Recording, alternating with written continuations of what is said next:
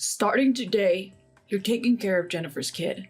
Out of the blue, my husband shows up with Jennifer's 3-year-old. Jennifer is my sister-in-law. Why? Jennifer has been hospitalized. That's why I brought the kid. It would have been nice if my sister-in-law could have given me a heads up. I'm annoyed that my husband just decided this without consulting me. It would have been nice to get a heads up. Taking care of Richard is already a full-time job. Come on, you're a stay-at-home mom. When would it ever be inconvenient for you? Jennifer is raising her kid alone. Can't you just be helpful for once without complaining?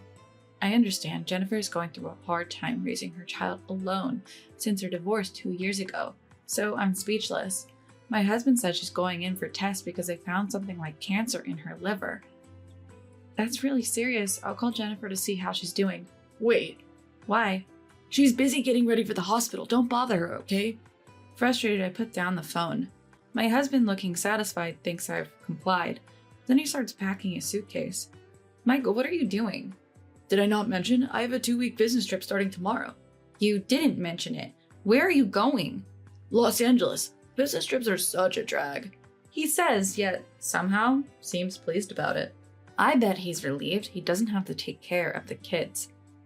So you're saying I have to take care of Jennifer's child and Richard by myself? That's overwhelming. What if something happens? Jennifer will never forgive me. I suggest leaving the kids with my mother-in-law, but my husband says she's not well either. You're a stay-at-home mom with all day to yourself. What's the big deal with 1 or 2 more kids? That's not the point. Taking care of an energetic 5-year-old is already exhausting. Adding a 3-year-old girl to the mix, parenting is not a walk in the park, I was irritated by my husband's words, but I had no choice but to agree since I had already committed to taking care of the child. So begins a rather daunting 2 weeks. I just hope nothing happens. My name is Nancy, and I'm 35 years old. I married my husband, who is 3 years older, 8 years ago. We are blessed with a 5-year-old son, Richard, and live as a family of 3. My husband works in sales at a subsidiary of the company my father runs, and he might even take over the business someday. He used to take Richard and me to amusement parks on his day off. But for the past 3 years, he claims to be too busy with work, spending more weekends playing golf with clients.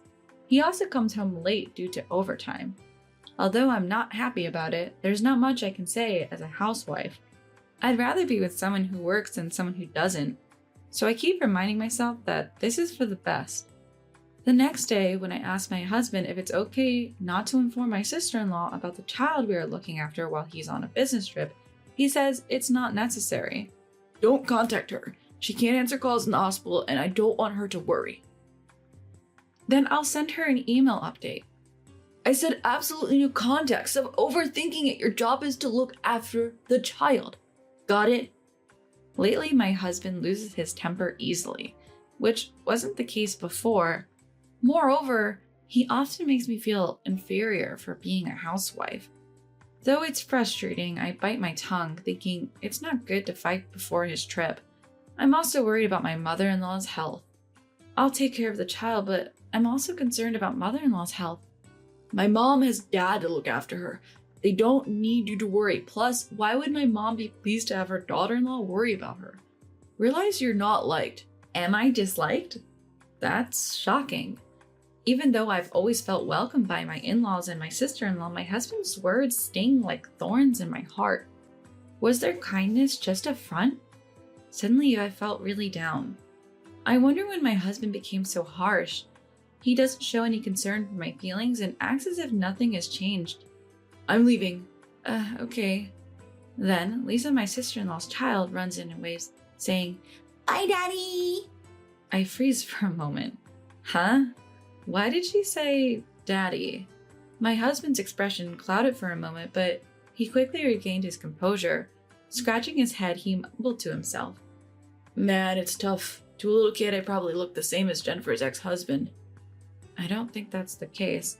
I finally voiced the discomfort I've been feeling since last night. Ever since you brought her home yesterday, I've been feeling like her face has changed since the last time we met. Kids grow, their features change. Quit overthinking and focus on the housework. I have to go now. Don't want to miss the train. Make sure you look after the child. Feeling defeated, I watched my husband leave for his business trip.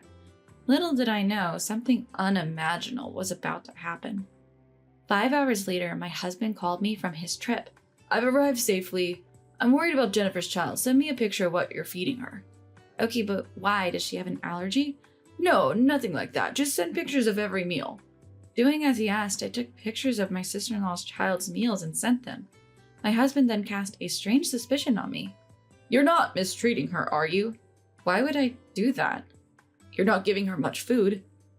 It's a normal amount for a 3-year-old.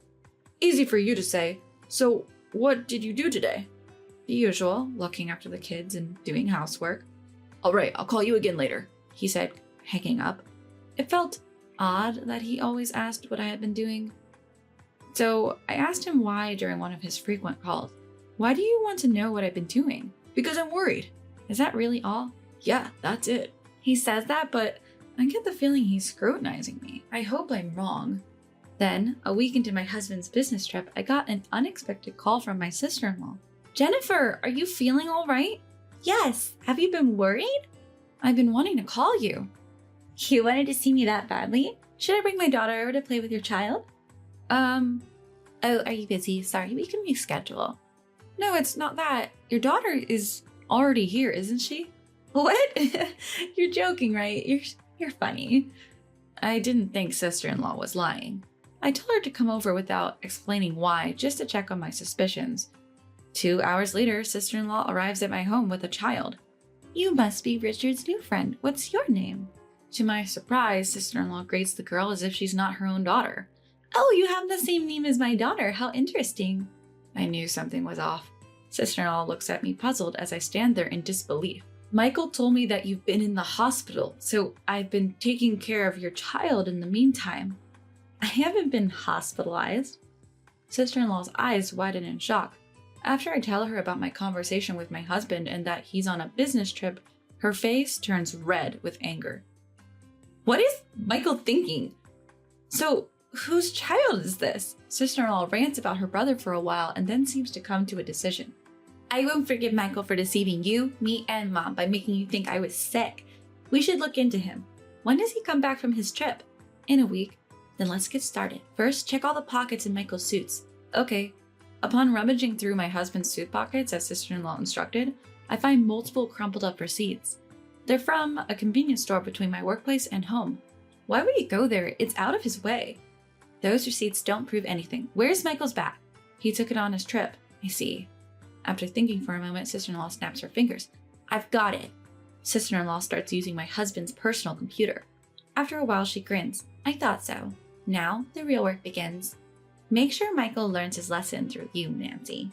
After sister-in-law leaves, I continue to act oblivious, sending him pictures of our child eating 3 times a day, while secretly preparing for what's next. The day my husband is due to return finally arrives. The time to execute my plan has come. I place something on the table that I'm sure he'll want and head to a specific location. Where are you? Did I tell you I'm coming home today? Welcome home. Did you enjoy Hawaii? What? I'm currently at your mistress's condo. What? My husband stutters. I haven't cheated. Don't worry, the child is safe. I've delivered her to her real mother. We're talking right now. She's an old friend. I was just doing her a favor. I couldn't help but feel a little sorry for my husband, who still didn't get that it's too late for excuses. Look, I've gathered all the evidence. There's no point in lying anymore. The woman here also admitted that she had an affair with you. How did you find out? His voice suddenly quieted, revealing he lost state even without seeing his face. By the way, did you see the present I left for you on the table? What is this? It's divorce papers. You'll need them if you're going to live with your mistress. I've already signed it, so please file it as soon as possible. I could hear my husband's shaky voice on the phone, pleading that he doesn't want to leave me and wants to talk it over, so I told him to come over to the woman's condo right away. The moment he entered her apartment, his legs gave out. Jennifer, why are you here? He must have never imagined that my sister-in-law, Jennifer, would be here with me. His pitifulness was so over the top I almost laughed. So you cheated on her. And why did you lie and leave your child with her while you went on vacation with your mistress? Are you gonna say it's a man's nature like my ex-husband did? My husband was taken aback by Jennifer's voice, which was filled with anger we'd never heard before. And he was rendered speechless because she'd hit the nail on the head. You lied to me about going on a business trip to Los Angeles and left The child? But Jennifer came to visit me with her daughter. She was far from sick. She was full of energy. So that's what happened. My mother-in-law's not sick either, right? Oh, don't even try to deny it. I verified that too. How did it come to this? I also know you've been calling every day to see if I found out about you cheating. I explained to my increasingly flustered husband how I discovered the location of his mistress's condo.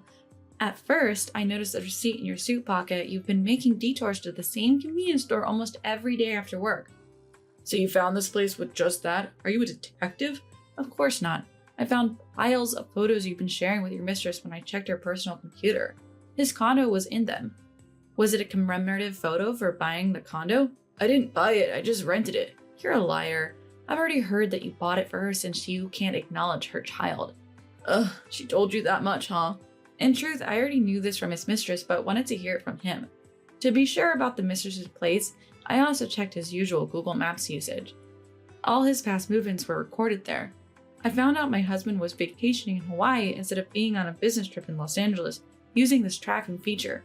When I confronted him, his eyes widened in disbelief. Google Maps can do that? It's synced with your phone, honey. A little digging and I know your every move. Lucky for me, you didn't notice this feature. His face was flushed, clearly rattled. Funny enough, I learned about this feature from my sister-in-law. She got divorced 2 years ago due to her husband's affair. She showed me all the tricks she used, which helped me corner my cheating husband and his mistress. I could investigate without worrying about time because I'm a stay-at-home mom.